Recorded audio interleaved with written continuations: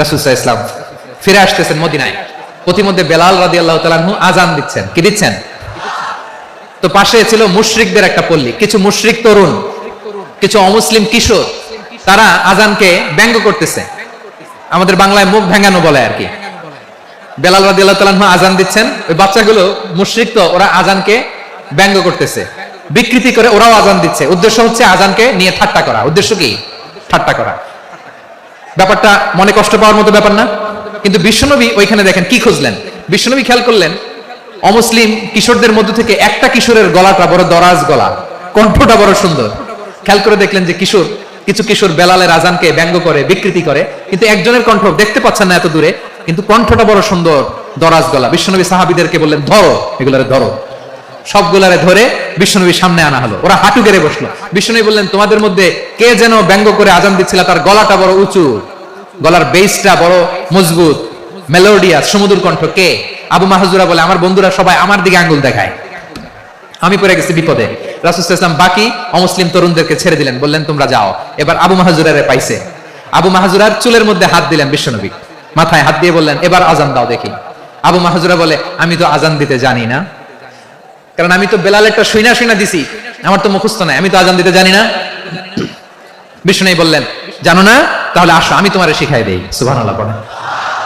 আবু মাহজুরা হাঁটু গেড়ে বসে বিশ্বনবীর মোবারক হাত আবু মাহজুরার চুলের মধ্যে। বিশ্বনবী আযানের মুআল্লিম আবু মাহজুরাকে বলতেছে, ঠিক আছে তোমারে শিখাই দিচ্ছি, আমি যা যা বলবো আমার সাথে সাথে বলো, পারবা? আবু মাহজুরা বলে, পারবো। বিশ্বনবী আযান দিচ্ছেন, মাথায় হাত দিয়ে আল্লাহু আকবার, আল্লাহু আকবার।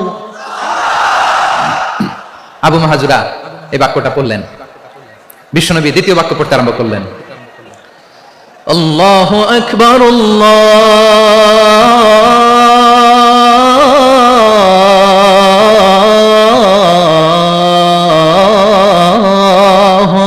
আকবার।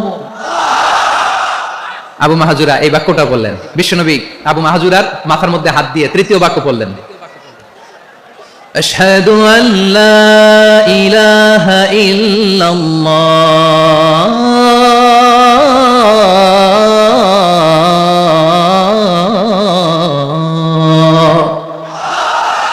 আবু মাহজুরা তৃতীয় বাক্য পড়লেন। বিশ্বনবী একটা বাক্য পরে আবু মাহজুরা পরে, বিশ্বনবী পরে আবু মাহজুরা পরে। আবু মাহজুরা কিন্তু অমুসলিম, মুশরিক। আবু মাহজুরা বলে, এক একটা বাক্য পড়ি আমার কলিজাটা গলে ঠান্ডা হয়ে যায়। এতদিন মুহাম্মদকে গালি দিতাম, এখন মুহাম্মদ আমার মাথায় যখন হাত রাখছে আমার সারা শরীর ঠান্ডা হয়ে গেছে। বিশ্বনবী আযান শিখাচ্ছেন, একটা একটা বাক্য পড়ে আবু মাহজুরাও পড়ে, বিশ্বনবী পড়ে, আবু মাহজুরাও পড়ে। পুরো বাক্যগুলো যখন শেষ, আযান শেষ, আবু মাহজুরাও যখন পুরো আযান করলেন, আবু মাহজুরা বললেন, এতদিন মুহাম্মদের চেহারা দেখলে আমার ঘৃণা লাগতো, আজ থেকে মুহাম্মদের চেহারার চেয়ে প্রিয় চেহারা আমার কাছে নাই।